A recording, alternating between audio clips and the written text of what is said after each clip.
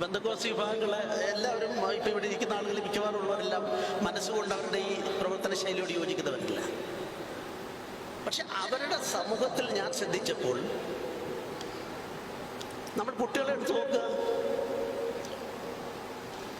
Drugs ഉപയോഗിക്കുന്ന മദ്യപാനികളായ കുട്ടികളുടെ എണ്ണം ഒന്ന് കമ്പയർ ചെയ്ത് ഹിന്ദു, മുസ്ലിം, ക്രിസ്ത്യൻ വിഭാഗങ്ങൾ നോക്കിയാൽ അവരുടെ കൂട്ടത്തിലാണ് ഞാൻ ഈ വേദി പറയുന്നത്. എനിക്കറിയാം ശരിയല്ലെന്നറിയാം, എന്നാൽ പോലും ഞാൻ പറയുന്നു, ഒരു 2%, 3% പോലും മദ്യപിക്കുന്ന കുട്ടികൾ അവരുടെ കൂട്ടത്തിലുണ്ടാകും.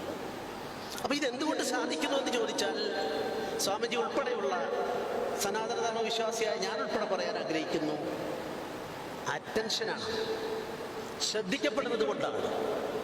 അപ്പൊ ശ്രദ്ധിക്കപ്പെടേണ്ടി വരുന്ന അവസരത്തിൽ അവരിലേക്ക് സന്നിവേശിപ്പിക്കുന്നത് എന്താണോ ആ സന്നിവേശിപ്പിക്കുന്ന അതിൻ്റെതായ ഫലങ്ങളുണ്ടാവും.